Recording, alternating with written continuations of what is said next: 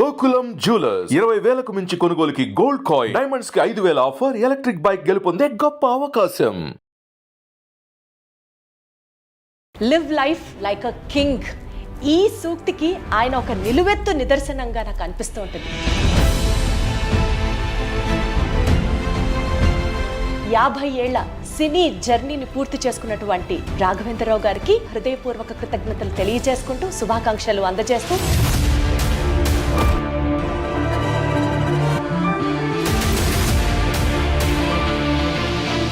దర్శకి సామాన్యమైన విషయం. ఏళ్లలో 110 సినిమాలు చేయడం, ఈ మ్యాజిక్ ని ఎలా సాధ్యం అయ్యేలా చేశారు మీరు? పూజ్యులు విశ్వకేత నట సార్వభౌమ ఎన్టీ రామారావుతో ఆయన మీద కొట్టిన క్లాప్, ఆ తర్వాత ప్రేక్షకులు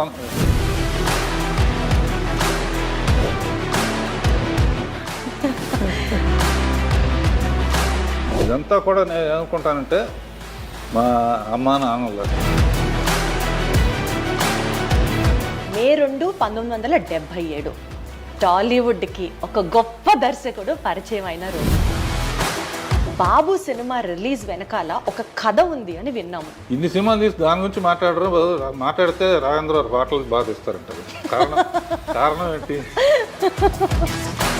ఒకసారి రాజమౌళి ఒక ఇంటర్వ్యూలో నన్ను అడిగాడు, మేము చాలా పాటల్లో హీరోయిన్ బాగా చూపించాలని అనుకుంటామండి, మీ దాంట్లోనే ఎక్కువ బాగుంటారు, కారణం ఏంటి అన్నారు. అట్లా నేను ఏమన్నా అంటే హీరోయిన్ రాగానే ఫేస్ ఎంత చూడండి, నేను అసలు అనగానే అందరు గొల్లు నవ్వారు. అదృష్టం చేసుకుని ఉండాలి, మీ సినిమాలో నటించాలన్నా ఒక చిన్న భాగం అవ్వాలన్నా. నువ్వు కూడా చేద్దు కానీ ఎప్పుడైనా. అసలు మీ ఫిట్నెస్ సీక్రెట్ చెప్పండి, మీరు ఏం తింటారు చెప్పండి. ఎక్కువ ఫూల్స్ చుట్టూ ఉంటారు, కొండని లేకపోతే ఈడని ఆడని. నవ్వటం చాలా ఇష్టం. సో అదన్నమాట మీ సీక్రెట్. ఆ గ్యాప్లో చిన్న పర్సనల్ ఇంట్రెస్ట్. పర్సనల్ ఇంట్రెస్ట్ ఏంటి? కాలక్షేపానికి కొంచెం ఒక రౌండ్ వేసుకోవటం. ఎప్పుడన్నా హారర్ కానీ సస్పెన్స్ థ్రిల్లర్ కానీ అలాంటివి ట్రై చేశారా అండి? అసలు మీకు ఇష్టమా అవి? హారర్ సినిమా చూస్తే తల దించుకుంటాను. మ్యూజిక్ ద్వారా కూడా ప్రజల్ని ఒక కనెక్షన్ లోకి తీసుకొచ్చేస్తారు మీరు. ఏంటి మీకు అంత మ్యూజికల్ సెన్స్? అసిస్టెంట్ డైరెక్టర్గా ఉన్నప్పుడే 60 పాటలన్నీ పాడుకునేవాడు. నేను మా అన్నయ్య కలిసి డ్యూట్ పడేవాడు. అబ్బో, గుర్తుందా? ఏదన్నా 1-2 లైన్లు ఇప్పుడు పాడగలరా? పులి వస్తేరా ఏం చేస్తావురా అన్నయ్య అంటే.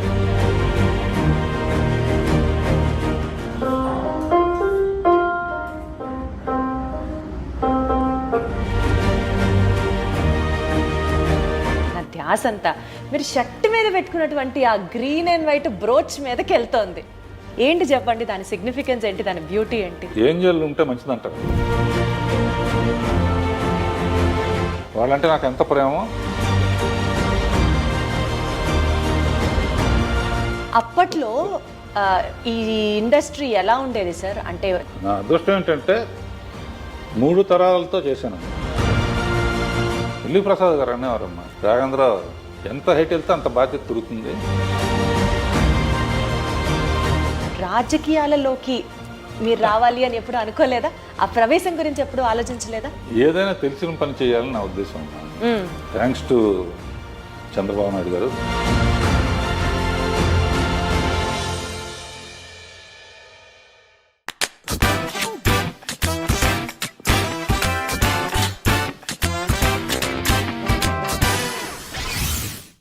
అందరికీ నమస్కారం. 50 ఏళ్ల అద్భుతమైన సినీ కెరియర్ ఆయనది. ఆయనే దర్శకేంద్రుడు శ్రీ డాక్టర్ కె రాఘవేంద్రరావు గారు. ఈ 50 ఏళ్ల సుదీర్ఘ ప్రయాణంలో ఎన్నో రికార్డులు, ఎన్నో బ్లాక్ బస్టర్లు, ఎన్నో అవార్డులు, అన్నిటికంటే మించి ఎన్నో ఎన్నో ఎన్నో అద్భుతాలు. Live life like a king. ఈ సూక్తికి ఆయన ఒక నిలువెత్తు నిదర్శనంగా నాకు అనిపిస్తూ ఉంటుంది. 100% సార్థకం అవుతుంది ప్రతి అక్షరం కూడా. సో 50 ఏళ్ల సినీ జర్నీని పూర్తి చేసుకున్నటువంటి రాఘవేంద్రరావు గారికి ముందుగా తెలుగు ప్రేక్షకులు, తెలుగు అభిమానులు అందరి తరఫున, ఎస్పెషల్లీ మా ఐ డ్రీమ్ తరఫున హృదయపూర్వక కృతజ్ఞతలు తెలియజేసుకుంటూ, శుభాకాంక్షలు అందజేస్తూ, ఆయన విలువైన సమయాన్ని ఇంటర్వ్యూ చేయడానికి మాకు ఇచ్చినందుకు గాను ప్రత్యేకమైన ధన్యవాదాలు తెలియజేసుకుంటూ, 50 years of cinematic legendary experience పూర్తి చేసుకున్న దర్శకేంద్రుడు డాక్టర్ రాఘవేంద్రరావు గారికి మరొక్కసారి గౌరవాన్ని ఇంటర్వ్యూ స్టార్ట్ చేయడం చాలా సంతోషంగా ఉంది. థ్యాంక్ యూ అమ్మా. ఎలా ఉన్నారు సార్? నీది బెజవాడ, నాది బెజవాడ. ఆ కనెక్ట్ ఉంటేనే నాకు ఒక పాజిటివ్ వైబ్ అనిపిస్తుంది సార్. కృష్ణా జిల్లా. Thank you so much. ఏ ప్రోగ్రామ్ అంటే 40 ఏళ్ళు మాట్లాడలేదు, మీ అందరూ తెలుసు. అవును, సౌందర్యలహరిలోనే ఫస్ట్ మాట్లాడింది. నా నమ్మకం ఏంటంటే అమ్మా, డైరెక్టర్గా నా జర్నీ ఇంతకాలం ఇంత స్ట్రాంగ్గా ఉండడానికి కారణం ఆయన నా ప్రొడ్యూసర్లకి, ఆర్టిస్టులకి, టెక్నీషియన్స్కి, డిస్ట్రిబ్యూటర్స్కి, థియేటర్ యాజమాన్యానికి అండ్ ప్రేక్షక లోకానికి, వీళ్ళందరికీ మనస్ఫూర్తిగా థ్యాంక్స్ చెప్తున్నాను. వాళ్ళు లేకపోతే నా ఈ సక్సెస్కి అర్థం లేదు. అండ్ ముఖ్యంగా పర్టికులర్గా నేను వాళ్ళ ఇంత సక్సెస్ఫుల్గా ఉండటానికి రీజన్ ఏంటంటే మంచి ముహూర్తం. ఏంటంటే పూజ్యులు విశ్వకేత నట సార్వభౌమ ఎన్టీ రామారావు గారితో అడవిరాముడు చిత్రంతో నా జర్నీ కమర్షియల్ డైరెక్టర్గా స్టార్ట్ అయిందమ్మా. ఫస్ట్ టైం ఆడిటోరియంలో అడవిరాముడిలో అంతకుముందు రామారావు కనపడితే పూలు వేయటం, కొబ్బరి హారతలు ఇవ్వటం ఉండేది. ఫస్ట్ టైం ఆర్ఎస్కోబాయ్ పాటకి డబ్బులు వేయటం మొదలుపెట్టారు. అదొక రికార్డు. దానికి కారణం ఏంటంటే ఈ అవకాశం నాకు అవడానికి నేను అసిస్టెంట్ డైరెక్టర్గా ఫస్ట్ క్లాప్ కొట్టింది కూడా ఆయన మీదే. ఆయన మీద కొట్టిన క్లాప్ ఆ తర్వాత ప్రేక్షకులు కొన్ని కోట్ల మంది మన సినిమాలకి క్లాప్స్ కొడతారని అప్పుడు ఊహించలేదు నేను. ఇలా చాలా విషయాలు మీ నుంచి తెలుసుకోవడం, మీతో పంచుకోవడం సంతోషంగా ఉంది. ముఖ్యంగా అండి, 50 ఏళ్లలో 110 సినిమాలు చేయడం అదొక మామూలు రికార్డు కాదు. అంటే ఒక ఫిల్మ్ మేకర్గా, ఒక డైరెక్టర్గా 50 ఏళ్ళు కంప్లీట్ చేసుకున్న వాళ్ళు మేబీ హాలీవుడ్లో మనం చూసుకుంటే స్పిల్స్బర్గ్ గారి దగ్గర నుంచి, మార్టిన్ సోర్సెస్ గారి దగ్గర నుంచి ఇట్లా కొంతమంది ఉంటే ఉండొచ్చు గాక, కానీ భారతదేశంలో 50 ఏళ్లలో 110 సినిమాలు, అందులో అసలు 70కి పైగా సినిమాలు 100 days కంప్లీట్ చేసుకోవడం, 26 సినిమాలు రజితోత్సవాలు పూర్తి చేసుకోవడం, 4 సినిమాలు గోల్డెన్ జూబిలీ సెలబ్రేషన్స్ పూర్తి చేసుకోవడం, ఇది కాక 4 సినిమాలకి మీరు దర్శకుడిగా ఒక పర్యవేక్షణ చేయడం, అసలు ఇవన్నీ ఒక మామూలు విషయం కాదు రాఘవేంద్రరావు గారు. ఈ మ్యాజిక్ని ఎలా సాధ్యం అయ్యేలా చేశారు మీరు? అంటే ఎప్పుడు ప్రతి ఫీల్డ్లోనూ కాంపిటీషన్ స్పిరిట్ ఉండాలమ్మా. నాకు అసిస్టెంట్ డైరెక్టర్గా ఉన్నప్పటి నుంచే, అసిస్టెంట్ డైరెక్టర్ ముందు కాలేజీలో ఉన్నప్పుడు కూడా ఏంటంటే మెడ్రాస్లో ఉండేవాళ్ళం. కాలేజీకి పుస్తకాలకి ఇచ్చిన డబ్బుని సినిమాల కోసం, తెగ సినిమాలు చూడటం కోసం ఖర్చు పెట్టేవాడిని. మా ఫ్రెండ్ పుస్తకాలతో చదివి పాస్ అయ్యాను. మా ఫ్రెండ్ ఏమో 3 సార్లు తప్పాడు. అలా చూసి నడిచి మౌంట్ రోడ్ నుంచి నడిచి వస్తూ ఉంటే ఈ షాట్ ఎట్లా తీశారు, ఈ షాట్ ఎట్లా తీశారు, మనం అయితే ఎలా తీయాలి అనే ప్యాషన్ విపరీతంగా ఉండేదమ్మా. అప్పుడు మా నాన్నగారు కూడా డైరెక్టరు. ఆ తర్వాత ఆయన చాలా సక్సెస్ఫుల్గా ప్రేమ్ నగర్ ఇవన్నీ చేశారు. మా సొంత ప్రొడక్షన్స్ ప్రకాష్ ప్రొడక్షన్స్ అని ఉండేది. దానికి ఎంబ్లమ్ లైట్ హౌస్ అనమాట.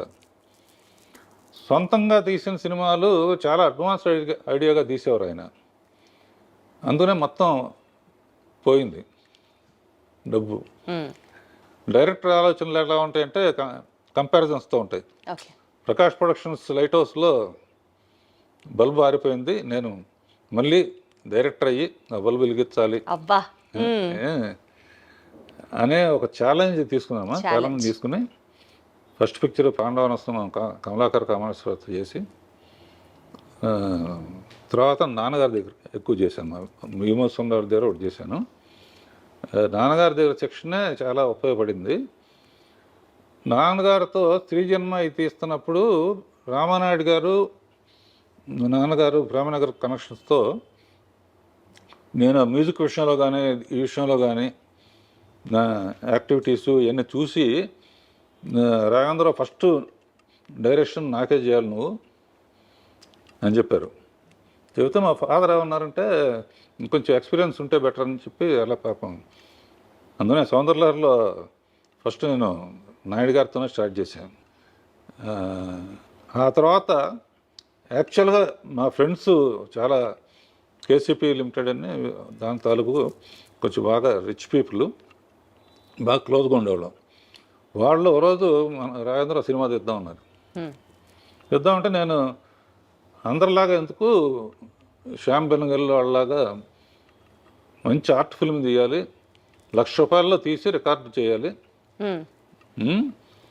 కొత్త ఆర్టిస్టులు ఎవరికి డబ్బులు ఇవ్వటం లేదు, ఎవరు ఫుడ్ వాళ్ళు తెచ్చుకోవాలి, ఇటువంటి పిచ్చి ఆలోచనలతో వాళ్ళకి చెబితే ₹1,00,000 సినిమా కాదు, కాస్ట్లీ సినిమా తీయాలి, ఫస్ట్ పిక్చర్తోనే జగపతితో పోటీ పడాలి, రామానాయుడు గారితో పోటీ పడాలి. సో ఒక డైరెక్టర్గా అది డిఫైనింగ్ మూమెంట్ అన్నమాట. అసిస్టెంట్ డైరెక్టర్ నుంచి డైరెక్టర్గా ఆ ఛాలెంజ్ని యాక్సెప్ట్ చేస్తూ అప్పటి పరిస్థితులకు తగ్గట్టుగా వండర్ఫుల్ అండి. నేను ఏం చేస్తానో ఎలా చేస్తానో కూడా నా మీద నమ్మకంతో ఇచ్చిన ప్రొడ్యూసర్స్ మొట్టమొదటి ఇచ్చిన వాళ్ళకి మర్చిపోకూడదు కదమ్మా. సార్ ఆ హంబుల్ క్వాలిటీ ఎన్ని జనరేషన్స్ మీ నుంచి నేర్చుకున్నా సరే ఇంకా చాలా తక్కువే అవుతుంది. అది మే 2, 1977 టాలీవుడ్కి ఒక గొప్ప దర్శకుడు పరిచయం అయిన రోజు. బాబు సినిమా రిలీజ్ వెనకాల ఒక కథ ఉంది అని విన్నాము. అంటే మీరు ముహూర్త బలాన్ని గట్టిగా నమ్ముతారని, ఆ ముహూర్తానికి ఆ సినిమాని విడుదల చేయాలి, కానీ అప్పట్లో కాబట్టి కరెంటు కోతలు అవి ఉంటూ ఉంటాయి, సో టైంకి రిలీజ్ చేయలేకపోతున్నాము అని చెప్పి మీరు ఒక పోస్టర్ వేసి అందరికీ పంచారట. సో ఆ ఎక్స్పీరియన్స్ని గుర్తు చేస్తూ ఆ టైంలో ఎలాంటి సవాళ్ళని ఎదుర్కొన్నారు రాఘవేంద్రరావు గారు మీరు? అంటే ఒకటమ్మా, ఏప్రిల్ 28 మే 2, మే 9 ఈ 3 సెన్సేషన్. బాబు కూడా 28 రిలీజ్ అవ్వాల్సిందే, మే 2కి వచ్చింది. ఓకే. అడిగిరాముడు April 28 super duper hit. Baahubali April 22 super duper hit. Wonderful. May 2 నా ఫస్ట్ పిక్చరు. మే 2 అమరావతికి మళ్ళీ పుట్టినరోజు. అంటే మనం బెదవాడాలం కనుక ఖచ్చితంగా అమరావతితో కనెక్ట్ అవుతాం. రైట్. మే 9 రేపు one of my Athiloka Sundari మా అందరి ఫేవరెట్ సినిమా రిలీజ్ అవుతుంది అప్పుడు కూడా. సో ఈ 3 డేట్స్ గోల్డెన్ మెమరీస్ ఉంటాయమ్మా. అండ్ ఎప్పటి నుంచో నాకు ఈటీ చూసినప్పటి నుంచి ఫ్యాంటసీ సినిమా తీయాలని, ఫస్ట్ ఫ్యాంటసీ సినిమా డైరెక్ట్గా కొన్ని కేవీరెడ్డి గారు 1-2 తీశారు, కానీ యాక్చువల్ ఫ్యాంటసీగా అక్కడి నుంచి రావటం అది అంటే అది క్రెడిట్ అనుకోవట్లేదు. రైటర్ చక్రవర్తి ఐడియా చెప్పాడు, తర్వాత జంజాల గారు, ఎండమూరి వీరేంద్రనాథ్, విజయేంద్ర ప్రసాద్ మేమందరం కలిసి తీసాం. రేపు 9వ తారీఖు నాకన్నా మా టీం అందరూ ఉత్సాహంగా ఉన్నారన్నమాట. అసలు మేమందరం ఫ్రెండ్స్ ప్లాన్ చేసేసుకున్నాము. అక్కడ కేక్ కటింగ్కి అక్కడ అసలు ఫుల్ హడావిడి చేయడానికి ఫుల్. అంటే ఫస్ట్ టైం ఆ సినిమాని కొన్ని లక్షల సార్లు చూసినా ఇంకా సినిమాని ఇప్పుడు మళ్ళీ థియేటర్కి వెళ్ళి చూడాలి అన్నది మాలో కూడా ఫ్యాన్స్గా కూడా బోలెడంత ఎక్సైట్మెంట్ని నింపే ఒక సినిమా అది. అదేనమ్మా, ఇప్పటికీ దత్తు గారు కానీ చాలామంది జగదేక వీరులు వస్తుందో మళ్ళీ తీయమంటారు. నేనేమంటా అంటే అదే పేరు పెట్టి వేరే సినిమా తీసినా బాగుండదు. అదే సినిమా తీయాలంటే మళ్ళీ కంపారిజన్ వస్తుంది. ఇప్పుడు చిరంజీవి కొడుకు రామ్ చరణ్తో తీసాం అనుకో, శ్రీదేవి కూతురు అనుకో, మనుషులు మారారు కానీ వాళ్ళే గుర్తుకొస్తూ ఉంటారు. 100% రైట్ సార్ మీరు. పైగా మ్యూజిక్ ఏమో మార్చకూడదు. అంతకన్నా గొప్ప మ్యూజిక్ ఇళయరాజా గారు మహానుభావుడు.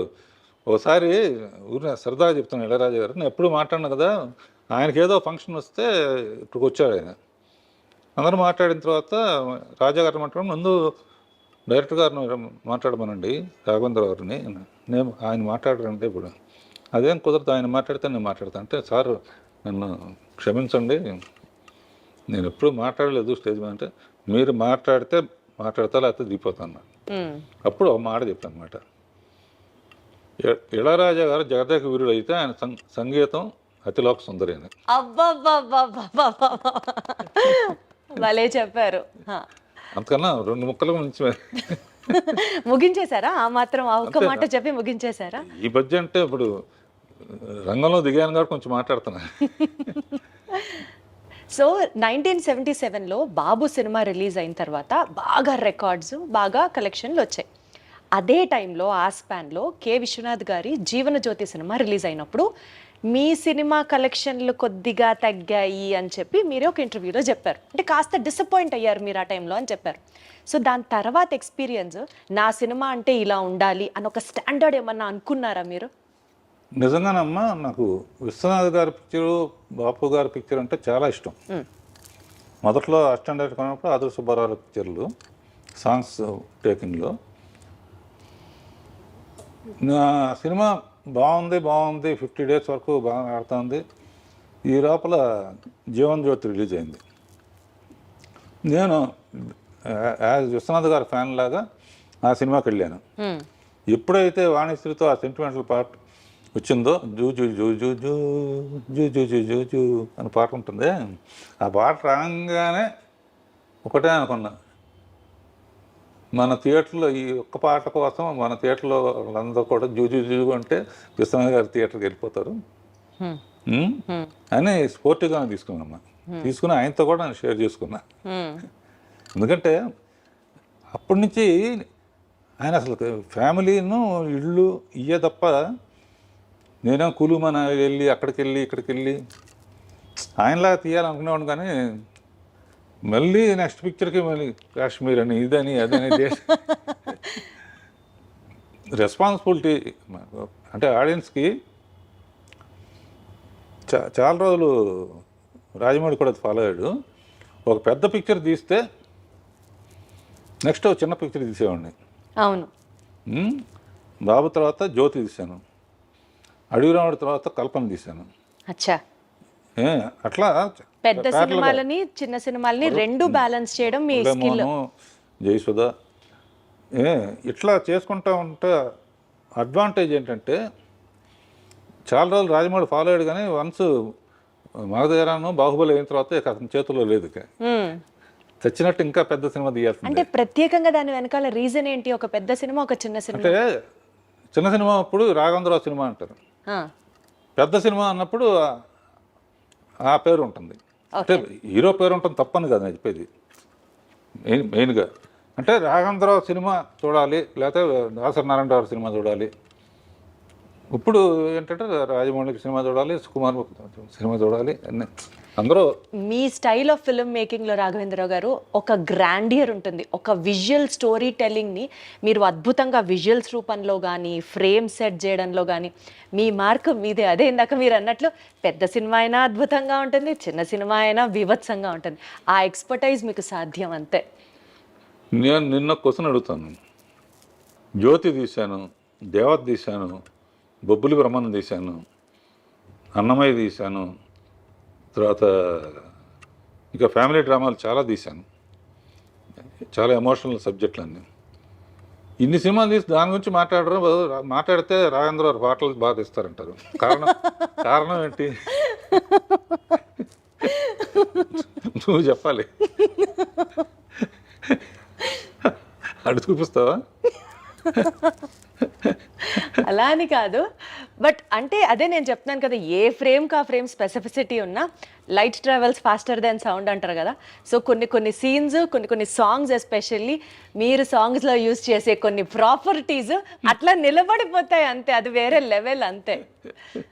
అంటే అది మెయిన్ తెలివితేటలను డామినేట్ చేసి, అంటే ఇంకా మా మైండ్ని డైవర్ట్ చేసేసి మీరు చూపించే ఆబ్జెక్ట్స్, ఎస్పెషల్లీ ఫ్రూట్స్ యూసేజ్ కానీ, ఎస్పెషల్లీ ఫ్లవర్స్ యూసేజ్ కానీ మీ తర్వాతే అంతే, ఇంకా అందులో తిరుగులేదు. పూజ్యులు వెంకయ్యనాయుడు గారు కూడా ఎప్పుడైనా స్టేజ్ మీద స్వర్ణ భారత్ అనే అవును ఒక ట్రస్ట్ నడుపుతున్నారు, బాగా చాలాసార్లు వెళ్ళాను. బాగా నడుపుతున్నారు, బ్రహ్మానందం ఉంటుందని. ఆయన ఏ స్టేజ్ మీద చెప్పినా కూడా రాఘవేంద్ర సినిమా అంటే స్వర్గాన్ని నేల మీద దింపినట్టే అండి. అసలు ఒక హీరోయిన్ని ఇంత అందంగా మరి ఏ దర్శకుడు చూపించలేనంత విధంగా ఆవిడ ఎంట్రీ కానీ మీరిచ్చే ఆ షార్ట్స్, ఆ పూలు మధ్యలో అసలు వేరే లెవెల్. రాఘవేంద్రరావు గారు అదృష్టం చేసుకొని ఉండాలి అంతే. ఆ సినిమాలో మీ సినిమాలో నటించాలన్నా, ఒక చిన్న భాగం అవ్వాలన్నా. నువ్వు కూడా చేద్దు కానీ ఎప్పుడైనా. ఆహా, తదాస్తు. ఇది ఎప్పుడో అవుతుంది, నెరవేరాలని కోరుకుంటున్నాను నేను కూడా. అంటే ఇందాక మీరు చెప్పినట్లు ఆ జీవన్ జ్యోతి సినిమా హాల్లోంచి చూసి మీరు బయటకు వస్తూ ఉన్న తర్వాత మేబీ అదే మీ స్ఫూర్తేమో. లేడీ ఓరియంటెడ్ సినిమాలు జ్యోతి, ఆమె కథ, అమరదీపం ఇట్లాంటివి మీరు చేసినప్పుడు అప్పట్లోనే లేడీ ఆడియన్స్ని, ఫ్యామిలీ ఆడియన్స్ని కూడా టార్గెట్ చేయాలి అని అనిపించిందా మీకు? ఒక స్ట్రెచ్లో ఆ సినిమాలు తీసుకుంటూ వచ్చారు. అట్లా అనిపించే ప్లాన్ చేశానమ్మా. ఎందుకంటే జ్యోతి అయిన తర్వాత చాలామంది నాకు అన్నీ అటువంటివి ఆఫర్ చేశారు. ఆఫర్ చేస్తే నేను తొందరపడి అటు వెళ్తే ఇప్పుడు సంచి పుచ్చుకుని ఇది ఇంటర్నేషనల్ ఫిల్మ్ ఫెస్టివల్ చుట్టూ తిరిగేవాడిని. వెయిట్ చేశాను కాబట్టి అడవి రాముడు వచ్చింది. అదే కదా అసలు ఆ సినిమా కలెక్షన్లు రాఘవేంద్రరావు గారు అప్పట్లోనే 4 కోట్లు, ఇవాళ రోజున 5,000 కోట్లతో సుమారుగా అప్రాక్సిమేట్గా సమానం. అవును, జనాభా లెక్క ప్రకారంగానే. బాబోయ్, అసలు ఆ రోజులో 4 కోట్లు వసూలు చేసింది అడవి రాముడు ఫస్ట్లో. అంటే లేడీ ఓరియంటెడ్ సినిమాలు, ఫ్యామిలీ సినిమాలు చేసే మీకు అప్పట్లో ఒక మాస్, ఒక కమర్షియల్ సినిమాని తీయాలి, అప్పటి లెజెండరీ యాక్టర్ ఎన్టీఆర్ గారితో మీరు చేయడం అనేది, ఆ డెసిషన్ తీసుకోవడానికి మీకు ఇన్స్పిరేషన్ ఏంటి? అసలు ఆయన ఒప్పుకున్నాడు నా డైరెక్షను అని తెలియగానే ఇక ఆయన సినిమాలు మళ్ళీ ఒకసారి బెదవాడ వెళ్ళిపోయి ఒకసారి రిలీజ్ అయ్యాయి కదమ్మా. ఆయన సినిమాను చూశాను. ఆయన కనపడితేనే పూలు వేయటం లేకపోతే హారతలు వేయటం చేస్తారు. నడిచి వస్తేనే అలా చేస్తున్నారు. ఏనుగు మీద వస్తే ఎలా ఉంటుంది అని. ఏనుగు మీద, అవును, గజారోహణం ఏదో అంటారుగా. ఏనుగు మీద వస్తే, ఏనుగు మీద రావాలంటే అడవికి వెళ్ళాలి. అడవికి వెళ్ళాలంటే వాడు టార్జాన్ అయి ఉండాలి. టార్జాన్కి సూట్ అవ్వదు. అప్పుడు ఏం చేయాలని ఆలోచించి, ఎప్పుడు ఫారెస్ట్ ఆఫీసరు విలన్స్ కుమ్మక్కవుతారు. ఈ సిన్సియర్ ఆఫీసర్గా ముందే ఆఫీసర్గా వెళ్తే డ్యూయట్లకి రొమాన్స్కి ఛాన్స్ ఉండదు. ఎన్ని ఆలోచించారు అసలు. అందులో ఫస్ట్ ఎన్ని స్టడీ చేయడానికని మామూలు మనిషిగా వచ్చి అక్కడున్న ట్రైబల్స్ని వాళ్ళ గొప్పతనం చెబుతూ, కొన్ని రోజులైన తర్వాత నాకు భయం వేస్తున్నాను. అప్పటికి రామారావు కృష్ణుడి ఫోటోలు కానీ రాముడి ఫోటోలు కానీ ఇళ్లలో పెట్టుకునేవాళ్ళు. ఈ పిక్చర్ మనకు ఆడకపోతే ఇక మన కెరీర్ ఏమైపోతుందన్న టెన్షన్తో కృషి ఉంటే మనుషులు దృష్టిలో అవుతారనే పాట క్రియేట్ చేసి, మీరేం తక్కువ వాళ్ళు కాదు అని చెప్పి, గొప్ప అని చెప్పి, ఏకలవ్యుడు, వాల్మీకి, రాముడిది నా కోరిక ఏంటంటే ఈ సినిమా ఆడితే సంతోషం, ఆడకపోతే మళ్ళీ ఆయన్ని చూసేది కాదు. సరే, రాముడు ఎట్లా ఉంటాడో మనకు తెలియదు, ఆయనలాగానే ఉంటాడు. చాలామంది అంటారు, నిజంగా రాముడు ప్రత్యక్షమైనా కూడా నువ్వు కాదులే అంటారు. అంత బ్రాండ్ ఉంది దానికి, కృష్ణుడు కానీ రాముడు కానీ. నా కోరిక ఏంటంటే లాస్ట్ షాట్ రాముడుగా చూడాలని మనసులో అనుకుని ఆ షాట్ లాస్ట్లో తీసి ఆ శబరి చేసే యాక్షన్ యాక్ట్ చేసి చూపించి కాళ్ళకి నమస్కారం. జన్మదినమైంది అనుకున్నాను. ఆయన కారు ఎత్తు ఫస్ట్ టైం అవుట్డోర్కి వచ్చారమ్మా ఆయన. అంతకుముందు అంతా గిండి ఊరు అటు వచ్చేవారు కాదు. It is green memory in my life brother అన్నారు. అట్లా నన్ను చాలా ప్రేమగా చూసుకున్నారు. తర్వాత ఆయనతో 12 సినిమాలు చేశాను. 12లో 9-10 హిట్లే. అసలు హిట్ కాందేది సార్. తర్వాత చిరంజీవితో 14 తీశాను. 14 సినిమాలు చిరంజీవి గారితో. సో నా అదృష్టం ఏంటంటే 3 తరాలతో చేశానమ్మా. అవును సార్. రామారావు, బాలకృష్ణ, మళ్ళీ తారకరత్న, మళ్ళీ నాగేశ్వరరావు, నాగార్జున, సుమంత్, ఈ కృష్ణ, మహేష్ బాబు, ఏ, సోమన్ బాబు కొడుకు రాలేదు కానీ తర్వాత శ్రీకాంత్ కొడుకుతో కూడా మళ్ళీ అసలు ఇంట్రడ్యూస్ చేసిందే మీరు, సూపర్ అసలు. అలా ఈజ్ ఆల్ డెస్టినీ అమ్మా, నేను ప్లాన్ చేసింది కాదు. People are really blessed to work with you sir. నా అదృష్టం ఏంటంటే ఇంతవరకు ఏ హీరో కూడా నా డైరెక్షన్ అంటే ఆయన వద్దులేండి అనలా. ఎవరు సార్ అనేది ఆ మాట, ఎలా సార్ అంటారు ఆ మాట? నారాయణ గారు నాది చాలా మంచి కాంబినేషన్ అమ్మా. Hmm. నేను మాట్లాడను కాబట్టి నా తరఫున ఆయన మాట్లాడేవాడు స్టేజ్ మీద. Hmm. ఆయన పిక్చర్ ఒకటి ఆడితే నేను పోటీగా ఇంకో పిక్చర్, నాకు పోటీగా ఆయన ఇంకో పిక్చర్, ఇట్లా చాలా ఫ్రెండ్లీ వాతావరణంలో జరిగిందమ్మా. అప్పట్లో ఈ ఇండస్ట్రీ ఎలా ఉండేది సార్? అంటే సినిమా మార్కెటింగ్ పరంగా కావచ్చు, టాప్ హీరోస్ని సినిమాలు చేయడానికి కన్విన్స్ చేసే విధానం కావచ్చు, మీ డైరెక్టర్స్ మధ్యలో ఉండే ఆ పోటీతత్వం కావచ్చు, అంటే ఎలా ప్లాన్ చేసేవారు మీరు అప్పటి ఆ స్ట్రెస్ని, కాంపిటీషన్ని హ్యాండిల్ చేయడానికి? ఇప్పుడు రామారావు కానీ లేకపోతే వీళ్ళకి కానీ వాళ్ళకి కానీ గంటలు కథ చెప్పేవాళ్ళం కదమ్మా. చెప్పేవాళ్ళు కాదు. అంతకుముందు వాళ్ళు ఏం చేశారు, మనం ఈసారి కొత్త డిఫరెంట్ ఏంటి, ఓ 20 మినిట్స్ 30 మినిట్స్లో లైన్ ఓహో, ఓకే అయిపోయిందమ్మా. లేకపోతే ఇంకోటి చూడండి అంటే అంతే. ఆ తర్వాత ప్రొడ్యూసర్స్ కూడా చాలా మంచి ప్రొడ్యూసర్స్. నాకు ఎంతసేపు ఏంటంటే ప్రొడ్యూసరు 100% నష్టపోకూడదు, రెస్పాన్సిబిలిటీ. ఎందుకంటే వాళ్ళు వడ్డీలు తెచ్చి అది చేసి 100% సక్సెస్ అవ్వాలి అనే స్పిరిట్తో ఉండేది. అందులోనే మ్యాక్సిమం అడిగిన 38 డేస్లో తీసామన్నా. అంతేనా? 38 రోజుల సినిమా అయిపోయింది. జ్యోతి 28 రోజులు. అర్రే, ఏదైనా కూడా 40-45 రోజులమ్మా మాక్సిమం. ఆ తర్వాత ఈ జిప్పులు ఇవన్నీ వచ్చిన తర్వాత కొంచెం అప్పుడైనా కూడా నేను 70 రోజులు దాటలా, 60-70 రోజులు. అలా ఒక పక్కన తెలుగు, ఒక పక్కన హిందీ. ఊరికి మనగాడు తెలుగులో కృష్ణతో పెద్ద సూపర్ హిట్ మా, అది చూసి జితేంద్ర మా హిందీలో తీద్దామని. అప్పుడు ఏంటంటే 16 ఏళ్ళ వయసు తెలుగులో హిట్ అయింది, హిందీలో శ్రీదేవి చేస్తే ఆడలా. అయినా కూడా జితేంద్ర శ్రీదేవిని పెడదామంటే ఓకే అన్నాడు.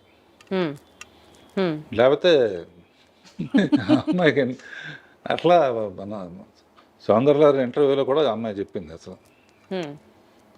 అండ్ చాలా అన్ఫార్చునేట్ విషయం ఏంటంటే లాస్ట్లో అమ్మాయి మామ్ అనే సినిమా తీసింది కదమ్మా, రీసెంట్గా రిలీజ్ అయింది. అవును.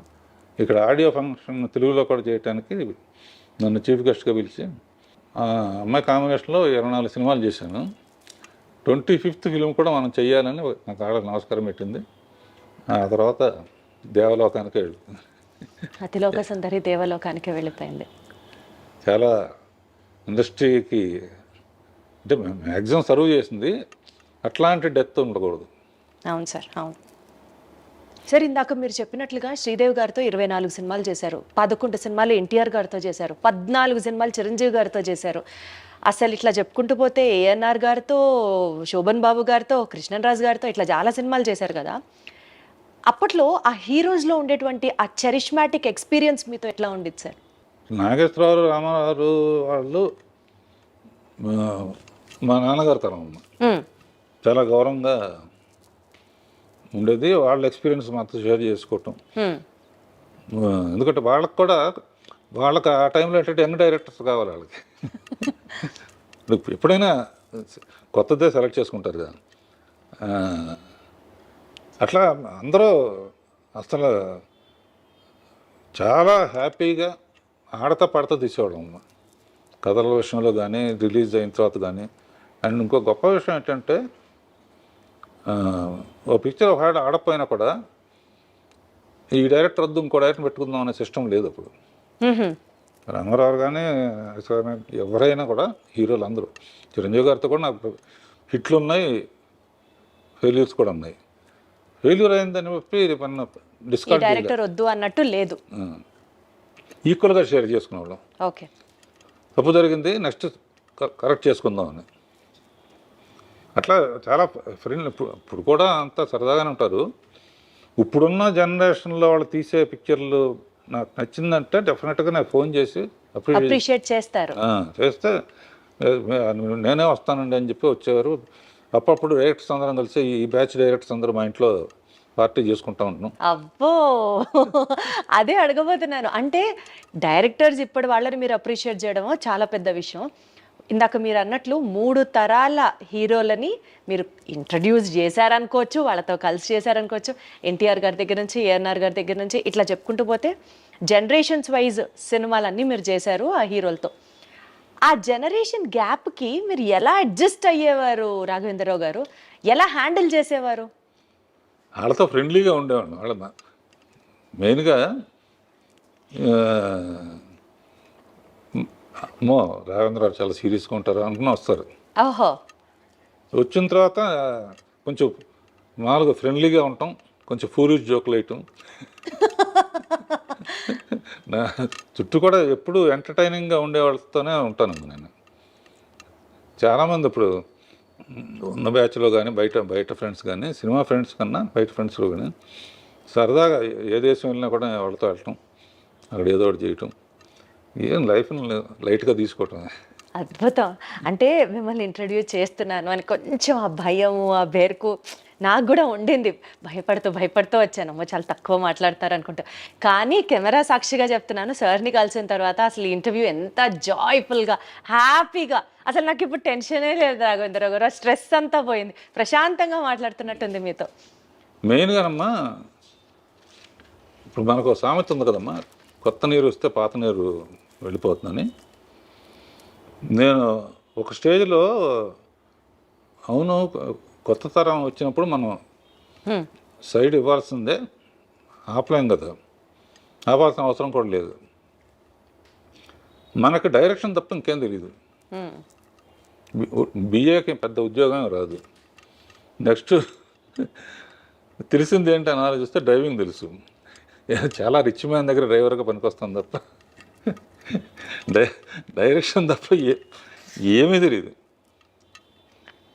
అప్పుడు ఆలోచించి అప్పుడే రామోజీరావు ఈటీవీ అన్నీ పెట్టారు. సీరియల్స్ చేసి శిష్యులకు అప్పచెప్పి రష్ చూసి అప్పుడప్పుడు షూటింగ్ దగ్గరికి వెళ్ళి మ్యూజిక్ చేసి సినిమాలాగానే ఉంటుంది అని శాంతినివాసం అని మొదలుపెట్టి రాజమౌళిని డైరెక్టర్గా పెట్టాము.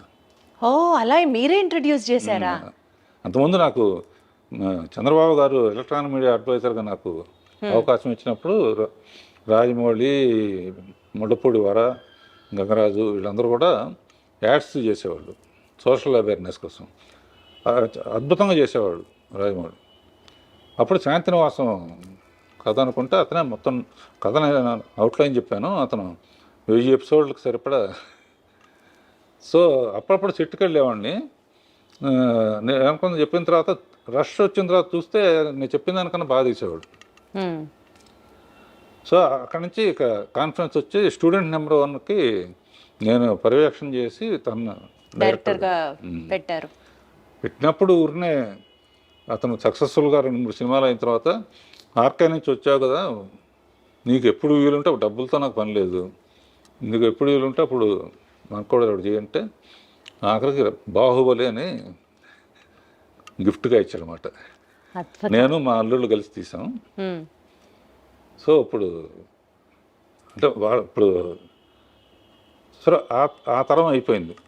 సీరియల్స్ తరం ఇప్పటికీ జరుగుతుందమ్మా. 25 ఏళ్ళ నుంచి ఆ సీరియల్స్ అన్నీ కూడా ఒక స్టాండర్డ్, ఒక క్వాలిటీకి ఒక నిదర్శనం లాగా తీస్తున్నారు మీ బ్యానర్ నుంచి వచ్చేటువంటి ఆ సీరియల్స్ కానివ్వండి.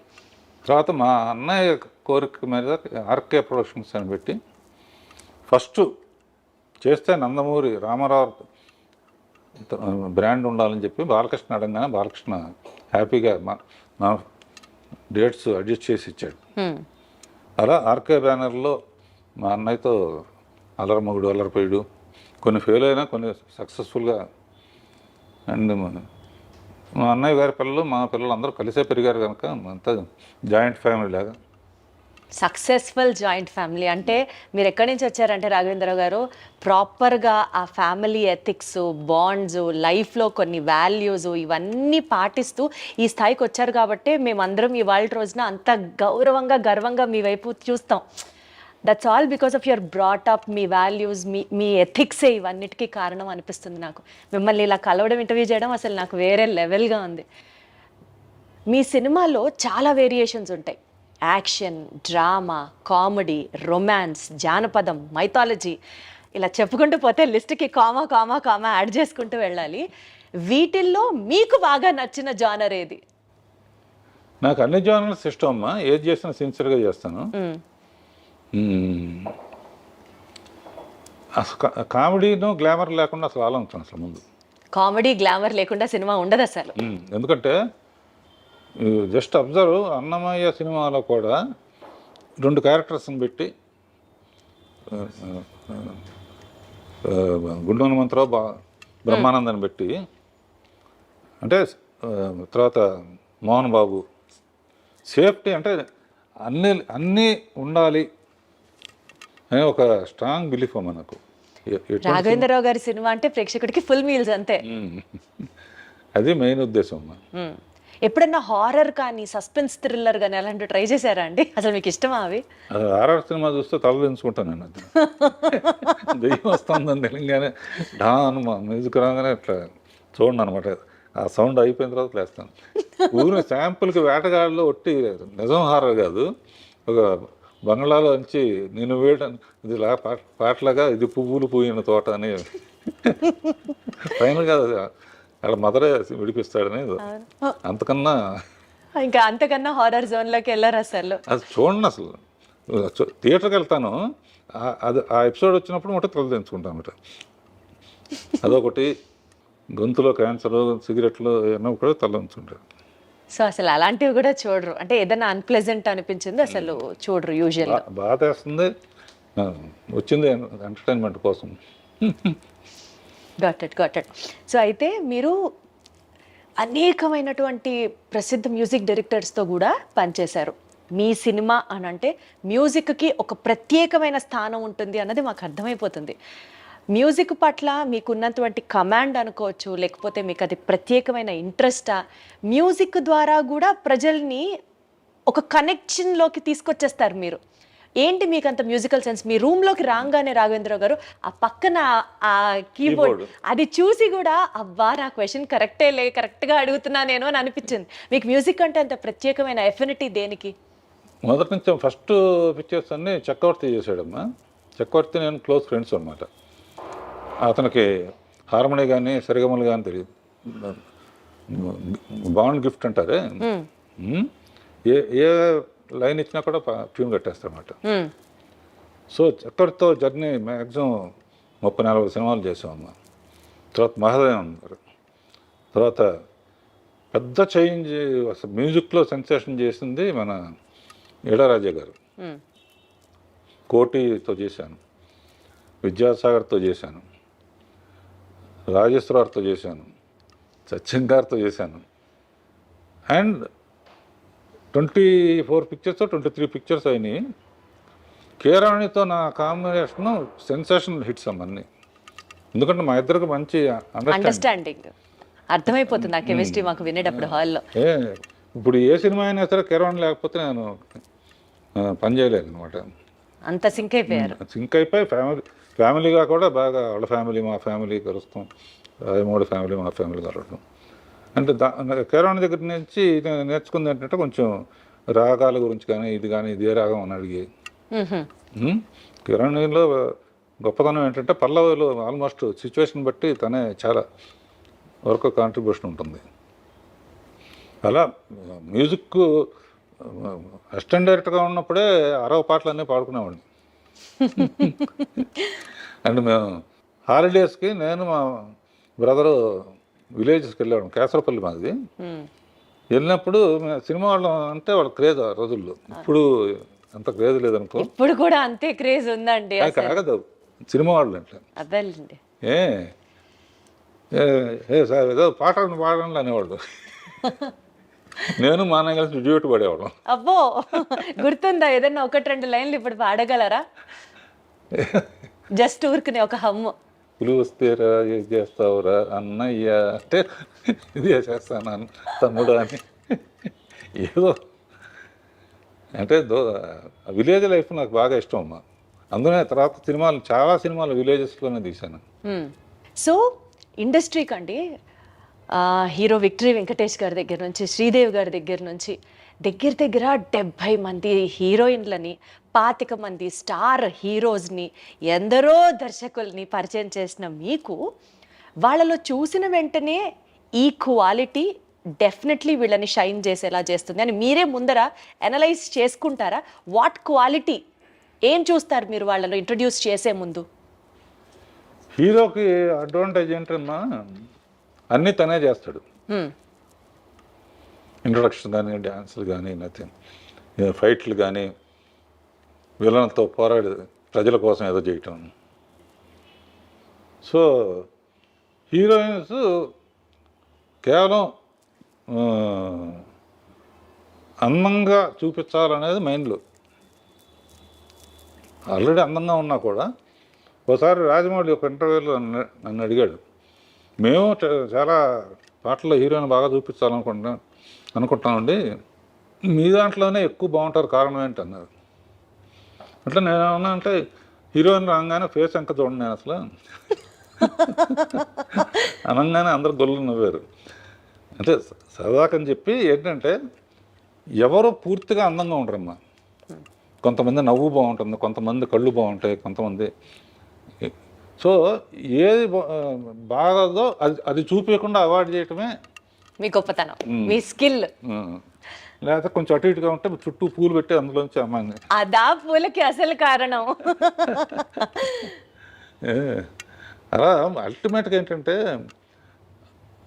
లక్షాధికారికైనా రిక్షావాడికైనా సరే వాళ్ళు చెయ్యలేని చూడలేని తెర మీద కనపడితేనే, పర్టికులర్గా కింద స్థాయి వాళ్ళు అయితే మటుకు వాళ్ళే శ్రీదేవితో డ్యాన్స్ చేసినట్టు, వాళ్ళే జయసుతో డ్యాన్స్ చేసినట్టు, వాళ్ళే విజయశాంతితో డ్యాన్స్ చేసినట్టు ఊహించుకుంటారు. కంపల్సరిగా సినిమా రిలీజ్ అయిన తర్వాత విజయవాడ వెళ్ళేవాడిని, విజయవాడ, ఏలూరు ఇవన్నీ. వాళ్ళ కామెంట్స్ చాలా విచిత్రంగా ఉంటాయి మనం ఊహించిన దానికన్నా కూడా. జగదేగ సుందరికి శ్రీకాకుళం అక్కడికి వెళ్తే ఒక అతను అన్నాడు, ఈ సినిమా ఎవరైనా సరే 3 సార్లు చూడాలంటే. 3 ఏంటారు లెక్క అని అడిగాను నేను. ఒకసారి చిరంజీవి కోసం చూడాలి ఏం చేస్తున్నాడని, ఒకసారి శ్రీదేవి కోసం చూడాలి ఏం చేస్తుందని, ఒకసారి ఇద్దరిని కలిపి చూడాలి. అంటే వాడు ఎంత ఆలోచన. మనం కూడా ఈ యాంగిల్లో చూస్తే ఇద్దరు అద్భుతంగా చేస్తూ ఉంటే ఇద్దరు 2 చూడలేము కదా, ఎవరిని చూసి న్యాయం చేస్తాం. అందునే అంత అన్ని రోజులు కానీ అన్ని. సో వాళ్ళ దగ్గర నుంచి చాలా నేర్చుకోవాలమ్మా, ఆడియన్స్ దగ్గర నుంచి. మనం తీసి పంపించేయటం కాదు. తర్వాత అప్పుడు ఓన్లీ ల్యాండ్ లైన్లు కనుక ఏంటి సినిమా పరిస్థితి అంటే, వాళ్ళు ఫోన్లో చెప్పారు, విపరీతమైన రిపీట్ ఆడియన్స్ అండి, 13:3 వరకు చూసి కొంతమంది వెళ్ళిపోతారు, ఇదేంటి డబ్బు టికెట్ కొని 13:3 వెళ్ళిపోవటం ఏంటి అన్నాను. 13:3 ఆఖరి సాంగ్ వస్తుందండి, ఆ సాంగ్ ఆ మజా ఊహించుకుంటూ దారిలో ఒక బీరు కొనుక్కుని మల్లెపూలు కొనుక్కుని ఇంటికి వెళ్తాడు. అంటే వాళ్ళ విశ్లేషణ అమ్మా, నేను అనుకునేది కాదు, ఆడియన్స్ పల్సు.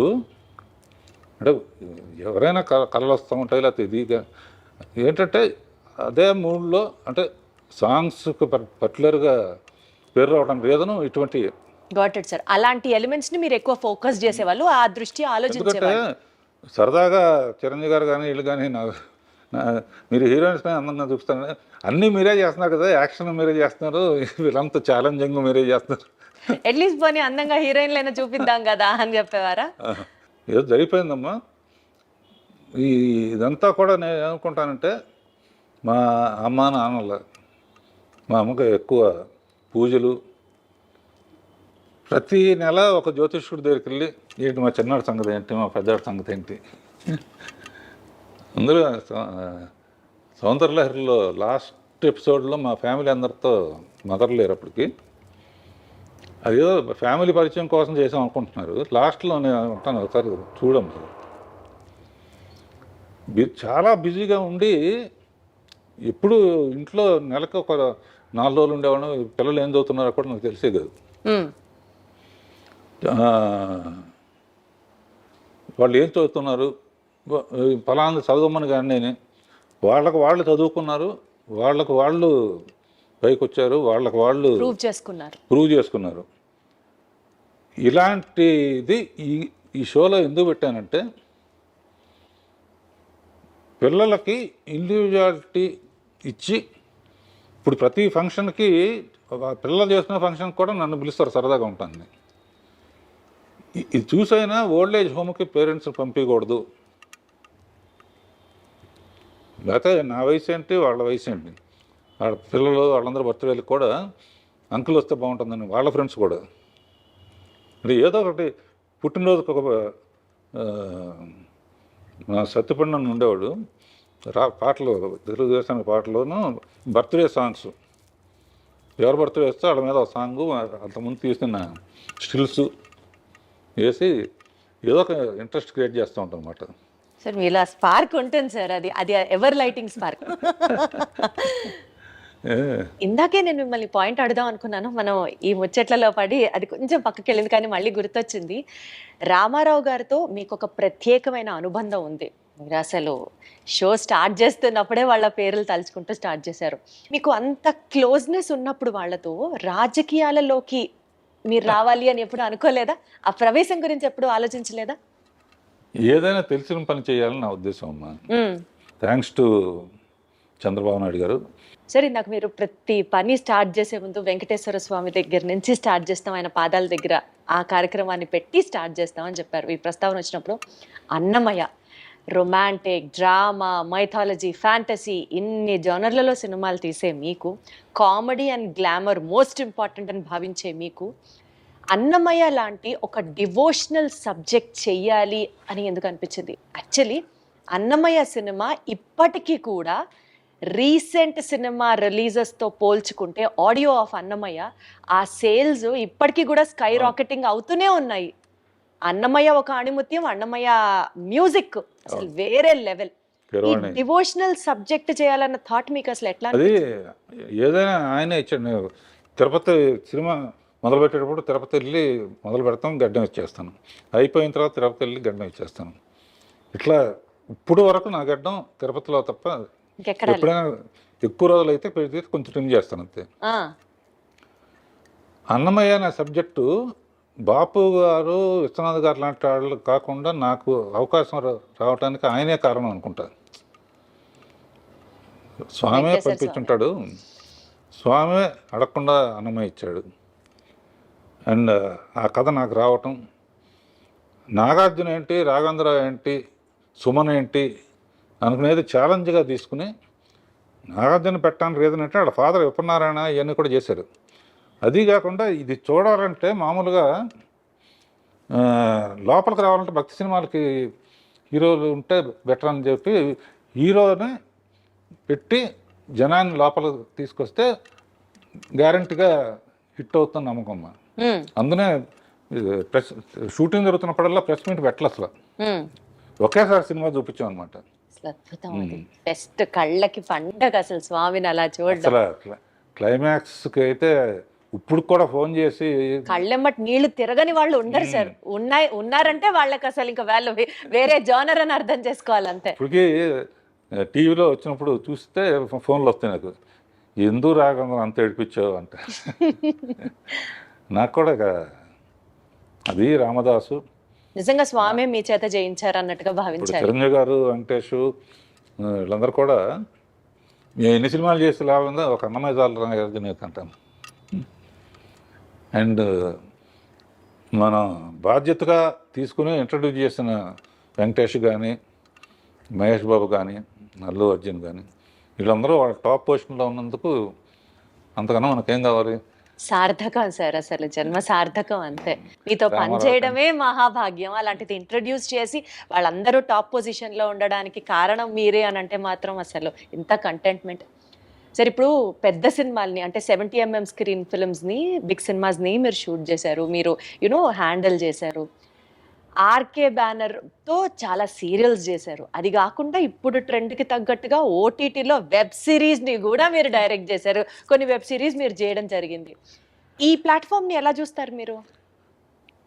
అప్పుడు సీరియల్ మొదలు పెట్టిన అప్పుడు ఐడియా అందుకు వచ్చిందని చెప్పాను కదా, కొత్త మొత్తం అయిపోయిన తర్వాత నాకు బ్లాంక్ అయిపోయానమ్మా.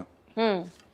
బ్లాంక్ అయిపోయాను. ఇప్పుడు ఏం చేయాలి మనం, ఖాళీగా ఆఫీస్కి వచ్చి కూర్చుని ఏం చేయాలి? అప్పుడు నాకు ఐడియా వచ్చింది. సీరియల్ ఐడియా లాగానే యూట్యూబ్ చూడటం మొదలుపెట్టా, షార్ట్ ఫిల్మ్స్. అందులో బెస్ట్గా తీసిన వాళ్ళని పిలిచాను. పిలిచి కొన్ని షార్ట్ ఫిల్మ్స్ చేసాం. అందులో కొన్ని పాటలు రాయటం కూడా మొదలుపెట్టాను. పాటల్ని మీరు రాశారా? అరే ఆ, సో అదే టైంలో ఈటీవీలో కథాసౌధ అని చెప్పి వెబ్ సిరీస్, అంటే ఒక్కో సిరీస్ అరగంటలో అయిపోవాలన్నమాట. అరగంటే? అరగంటలో ఒక కథ చెప్పడం. అవి ఇప్పుడు శిష్యులను పెట్టేసి నేను అప్పుడప్పుడు సెటిల్కి వెళ్ళి స్టోరీ డిస్కషన్, మ్యూజిక్. సో ఇప్పటికీ మీరు అవి హ్యాండిల్ చేస్తున్నారు, పర్యవేక్షిస్తున్నారు. మన సండే వస్తుంది. ఇప్పుడు లైఫ్ పార్ట్నర్ అని ఒకటి తీశాను, లవ్ యూ నానమ్మ అని ఒకటి తీశాను, సుందరంగాడి ప్రేమ కథ అని ఒకటి తీశాను, ఏవి అలనాటి ముద్దులు అని రాబోతోంది అనమాట. ఇది ఇందుగలడందు లేడన్న సందేహము వలదు. మా రాఘవేంద్రరావు గారు అన్ని ప్లాట్ఫామ్స్ లో ఆయన ఉన్నాను అని ప్రూవ్ చేస్తారు. అద్భుతం అసలు. అది కాకుండా ఈ కుర్రాళ్ళందరినీ అయిపోయిన తర్వాత ఈవినింగ్ 4:30 నుంచి 6 వరకు వెళ్ళి పికిల్ బాల్ ఆడతాం అనమాట. మళ్ళీ వాళ్ళతో కలిసి అర్రే వీడు కొంతమంది ఆ తర్వాత కీబోర్డ్ అన్నావు కిందాక మా అమ్మ చెప్పింది, ఖాళీగా ఉంటుంది కీబోర్డ్ నేర్చుకోవచ్చు కదా అని. నేర్చుకుంటున్నారా? నేర్చుకుంటున్నారు. అయ్యమ్మ బాబోయ్!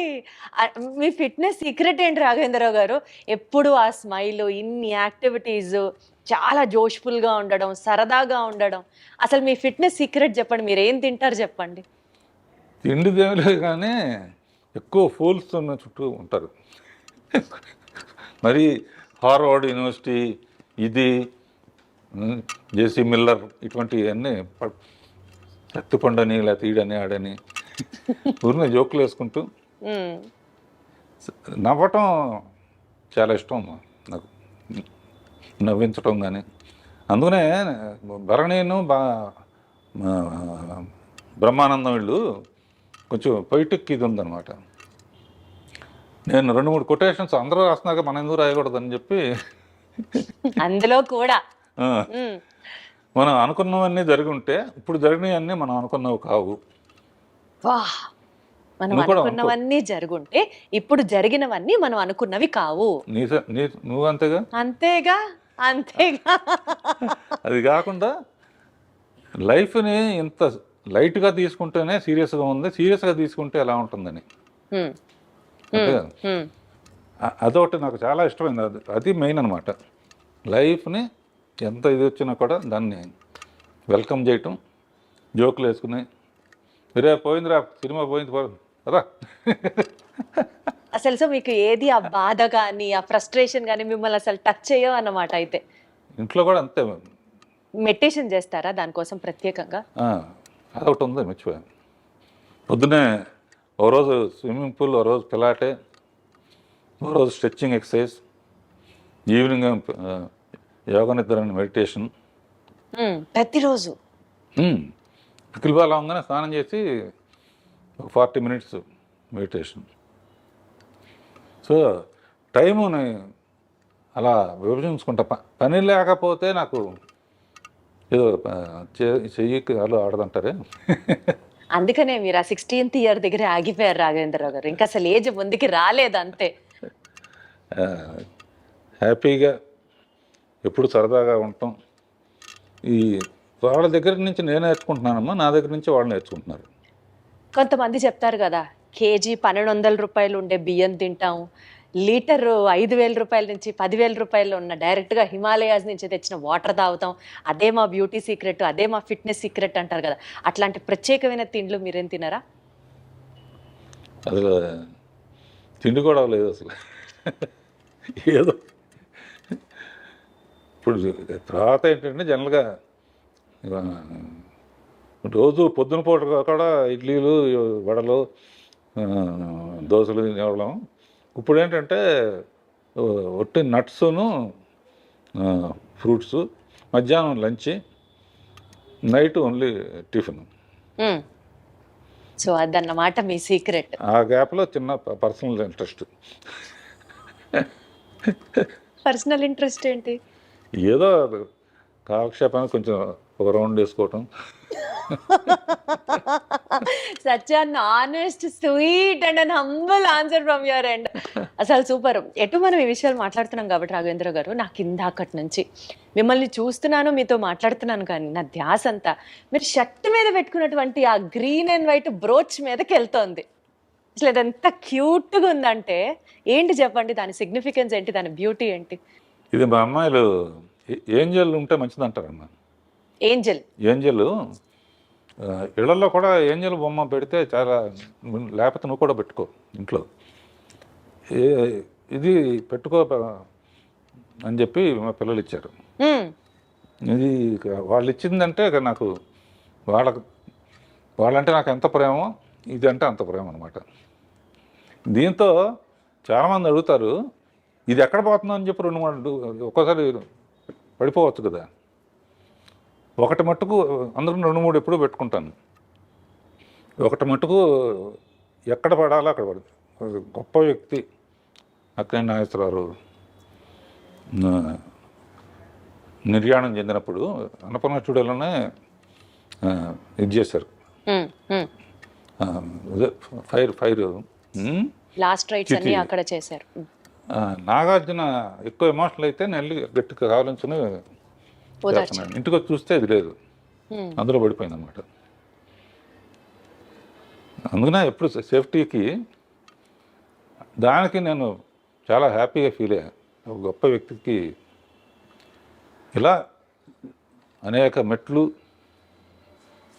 మీద మెట్టు. ఎల్వి ప్రసాద్ గారు అనేవారమ్మా. అంటే ఆయన సినిమాలో చైల్డ్ ఆర్టిస్ట్గా కూడా చేశాం. నేనంటే బాగా ఇష్టం ఆయనకి. రాఘవేంద్రరావు సినిమా పెద్ద హిట్ అయిందని వాళ్ళ అబ్బాయి చెప్పాడు అనుకో, రాఘవేంద్రరావు ఎంత పైకి వెళితే ఎక్కడం ఇది పడిపోకుండా ఉండడం బాధ్యత, పడిపోకుండా చూడటం. ఎంత హైట్ వెళ్తే అంత బాధ్యత పెరుగుతుంది. అట్లా is a beautiful journey all over. ప్రత్యేకంగా అండి, సీనియర్ ఎన్టీఆర్ గారితో మీరు చేసిన ప్రతి సినిమాలో ఆడియో బ్లాక్ బస్టర్ హిట్ అంతే. చక్రవర్తి గారు మ్యూజిక్ అనుకోవచ్చు, లేకపోతే వాట్ ఎవర్, కారణాలు ఏంటో మీరే చెప్పాలి. కానీ అసలు ఆ పాటలకి మీరు దగ్గరుండి రాయించుకునేవారా, లేకపోతే ఎన్టీఆర్ గారే రాసేవారా? అసలు ఏంటి ఆ మ్యాజిక్? యాక్చువల్గా అమ్మా, ఇందాక చెప్పినట్టు రామారావు పిక్చర్ రాగానే ఎట్టి పరిస్థితుల్లో సక్సెస్ చేయాలి అన్నది ఒక అప్పటికేంటంటే నాగేశ్వరరావు డ్యాన్స్లు అంటే బాగా విపరీతంగా స్టెప్పులు విజిల్స్ చేసేవాళ్ళు. రామారావుకి అంత సాంగ్స్ అప్పుడు మిగతా వర్షిప్ ఉండేది, కానీ ముందు అది కూడా కవర్ చేయాలని చెప్పేసి నా బిలీఫ్ ఎప్పుడు సాంగ్ హిట్ అవ్వాలన్నా ఇది చెప్తున్నా దాని లీడ్ సీన్ బాగుండాలి. సో సాంగ్స్లో ఆయన ఫెయిల్ అవ్వకూడదు అనుకుని ఆరేసుకోబోయే పారేసుకున్నానని అడవి రౌండ్ల పాట మాధవన్ గారు మ్యూజిక్. ఆ పాట అప్పుడు ఏంటంటే హీరో కోసం పరిగెత్తుకుంటూ వస్తుంటే నీళ్ళలో పడిపోతుంది. ఆయన వచ్చే లోపల ఆరేసుకోవాలని చెప్పి లీడ్ అలా తీసుకు ఈ లోపల ఆయన వచ్చేస్తున్నాడు. ఆడియన్స్ ఎంత మంచి వాళ్ళు అంటే వస్తామంటే చీర ఎగిరిపోయింది. చెట్టు నుంచి వేసుకోబోయి పారేసుకున్నానంటే ఏళ్ళలో డబ్బులు అంటే టేక్ ఆఫ్ ఉంటేనమ్మా. అక్కడి నుంచి ఇక పాటల్లో కూడా ఆయన కూడా అందులో కృషి ఉంటే మనుషులు ఋషులు అవుతారులో ఎన్లైట్మెంట్ ఆఫ్ సోషల్ ఇది ఒక మోటివేషన్ సాంగ్. తర్వాత కోకిలమ్మ పెళ్ళికి అనేది, తర్వాత మేజర్ చంద్రకాంత్ పుణ్యభూమి నా దేశం పాట. అసలు మేజర్ చంద్రకాంత్లో పుణ్యభూమి నా దేశం ఎక్కడికి వెళ్ళినా సరే ఆగస్టు 15th జనవరి 26న ఈ పాట ప్లే అవ్వకుండా భారతదేశంలో ఎక్కడ ఉండదు అంతే.